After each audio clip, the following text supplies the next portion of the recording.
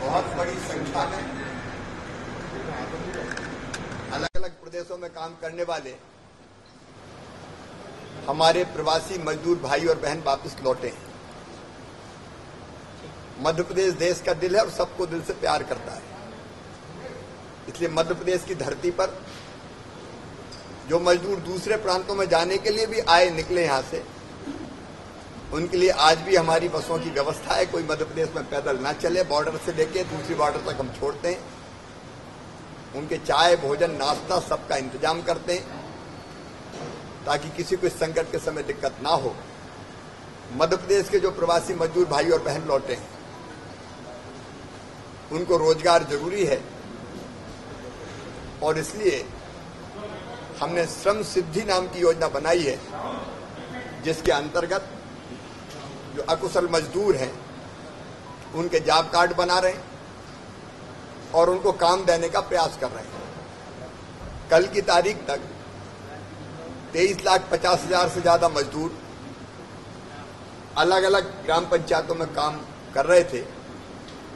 उनको निःशुल्क राशन भी प्रदान किया जा रहा है और संबल योजना में भी उन सबको जोड़ा जा रहा है ताकि एक सुरक्षा कवच उनको मिल सके। जिंदगी की जो न्यूनतम आवश्यकता है वो पूरी हो सके, लेकिन उसके साथ साथ हमने रोजगार सेतु नाम की एक योजना बनाई है, जिसके अंतर्गत जो कुशल मजदूर हैं, स्किल्ड लेबर हैं, उनकी सूची हम बना रहे हैं। हर पंचायत में आज से काम प्रारंभ हो रहा है और वो सूची बनने के पश्चात सर हम एक प्लेटफॉर्म बनाएंगे रोजगार सेतु को, जिसमें जिस तरह का काम वो मजदूर भाई बहन जानते हैं, उस काम की जिस फैक्ट्री में जरूरत है या कहीं इंफ्रास्ट्रक्चर के काम हो रहे हैं, पुल पुलिया सड़क बांध के, उसमें उनकी जरूरत है तो उनको उसमें लगाने का काम दिलाने का प्रयास किया जाएगा। एक प्लेटफॉर्म होगा जो एक तरफ इंडस्ट्री के काम की जरूरतें पूरा करेगा और दूसरी तरफ जरूरतमंद कुशल मजदूर भाई बहनों को रोजगार दिलाएगा, ताकि संकट के समय हम उनको रोजगार दे सकें। हमने ये फैसला भी किया है कि अब कोई मजदूर अगर बाहर के प्रदेशों में काम करने जाएगा तो हम कलेक्टर्स को निर्देश दे रहे हैं, उनकी पूरी सूची हमारे पास रहेगी, कौन किस प्रांत में कहाँ कहाँ। अब आज तो कोई सवाल ही नहीं है, मैं भविष्य की बात कर रहा हूँ, ताकि हम वहां भी उनकी देखभाल ठीक ढंग से कर पाए। प्रदेश की जनता से मुलाकात करने जाने वाले हैं मजदूरों से। ऐसा है कि 31 तारीख तक लॉकडाउन है और मैं मर्यादाओं में बंधा हुआ हूँ। अब कैसे रुका हूँ मैं ही जानता हूँ, कितनी मुश्किल से अपने आप को मैंने रोका है, क्योंकि हमको 2 गज की दूरी और कार्यक्रमों में नहीं जाना और बाकी सब चीज का पालन करना मैं करूंगा, तब मैं दूसरों को कह सकूंगा। 31 तारीख को लॉकडाउन के बाद अगर देश से लॉकडाउन समाप्त होता है तो मैं फिर सारी सावधानियां जिनका पालन करना चाहिए उनका पालन करते हुए विशेषकर जनता मजदूर भाई बहनों में मैं जाना प्रारंभ करूंगा। जहां तक गेहूं खरीदी का सवाल है,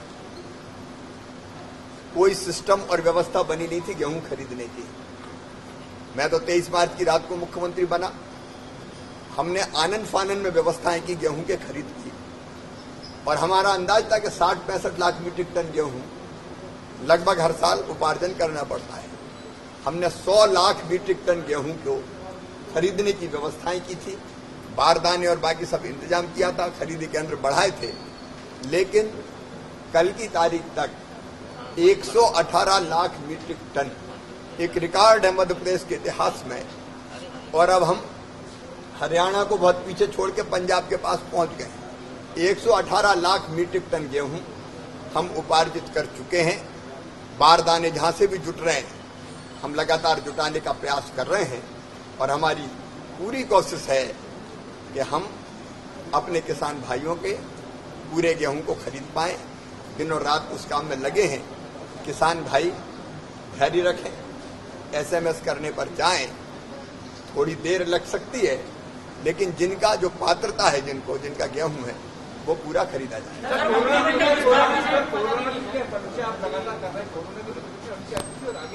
लॉकडाउन खुल रहा है सर, और ऐसे में बाजार खुल रहे हैं और कोरोना की संख्या बढ़ती है। देखिए, आर्थिक गतिविधियां चालू करनी पड़ेगी,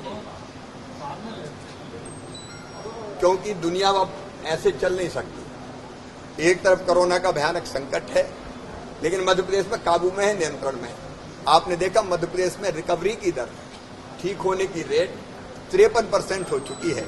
मतलब जो मजदूर आए उनमें से 53, जो पेशेंट आए उनमें से 53% ठीक होकर जा चुके हैं। कुछ पॉजिटिव आएंगे, क्योंकि कई जगह हमारे प्रवासी मजदूर भाई बहन आए हैं, मैं उनको दोष नहीं देता, लेकिन उसके कारण भी संक्रमितों की संख्या बढ़ी है। और कहीं कहीं जैसे कल सांवेर में एक पारिवारिक कार्यक्रम में इंदौर से कोई पहुंचे, उनके कारण 20 इकट्ठे निकल गए। अब इस तरह कितनी भी सावधानी रखें, कोई ना कोई घटना ऐसी होती है, तो पर्याप्त व्यवस्था और सावधानी हम रखेंगे। स्थिति पूरी तरह से नियंत्रण में है। कोरोना का भी मुकाबला करेंगे, क्योंकि इसके साथ ही जीना होगा। अभी कोई और तरीका नहीं है। तो इसको नियंत्रित करते हुए हम आर्थिक गतिविधियां भी चालू करेंगे, और मुझे लगता है कि सब ठीक रहेगा। सर, मंत्रिमंडल विस्तार कब? जल्दी। इस तरह की खबरें देखने के लिए आप हमारे चैनल को लाइक करके सब्सक्राइब कीजिए और नोटिफिकेशन बेल ऑन कीजिए। धन्यवाद।